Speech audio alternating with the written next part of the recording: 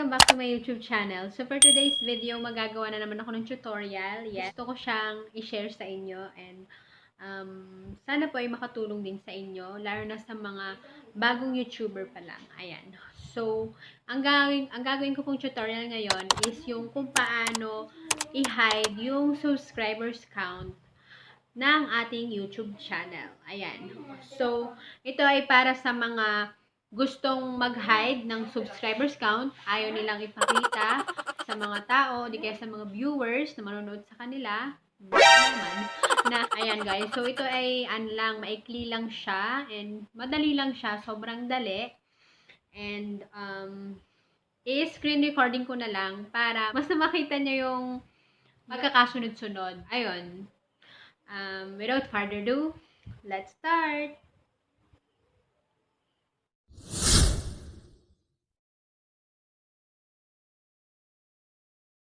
So, ayan na guys, punta na tayo sa ating Chrome.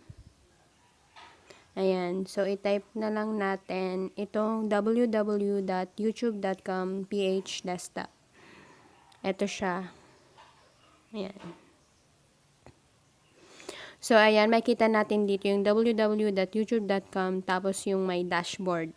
So, ipindutin natin yung itong pinakaunahan. Ayan.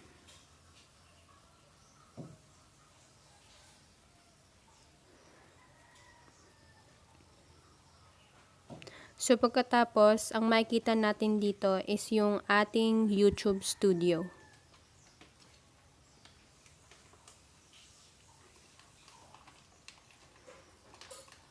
Ayan. So, dito natin makikita yung ating channel dashboard. So, doon tayo pupunta sa settings. Ayan.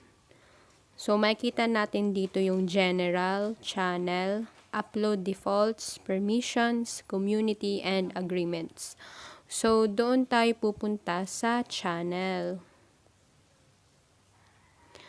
So, makikita natin dito yung basic info, advanced settings, branding, and feature eligibility. Ayan, so doon tayo pupunta sa advanced settings. So, hanapin lang natin yung subscribers count. So, ayan siya. So, as you can see guys, wala siyang check. So, ibig sabihin, naka-hide na siya. Naka-hide na yung subscribers count ko.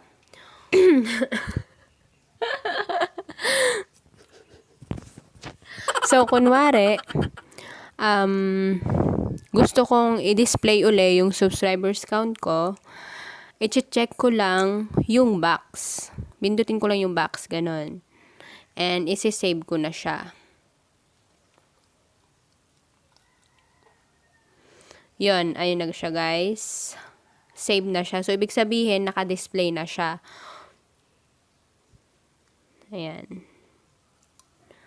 So, ayun na guys, check natin kung naka-display ba ulit yung aking subscribers count.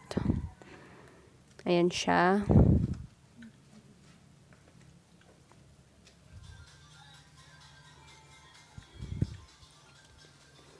So, ayan. Nakita nyo, naka-display na yung subscribers ko. So, ang gagawin ko, i-hide ko siya ulit. Ayan. So, punta ulit tayo sa settings.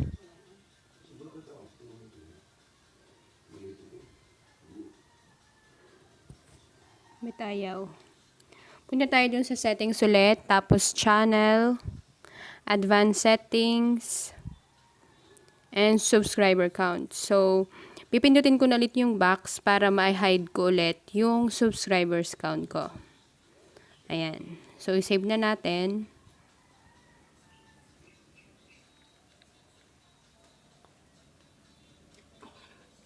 So, ayan. Nakasave na siya. So, check ulit natin.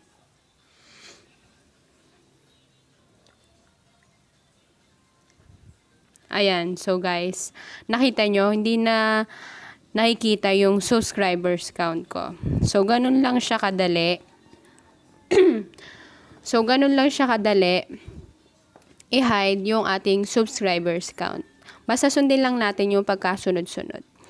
So, ayan na guys. Tapos na yung ating tutorial. And sana ito ay makatulong. Yes. So, thanks for watching guys. Keep safe and God bless!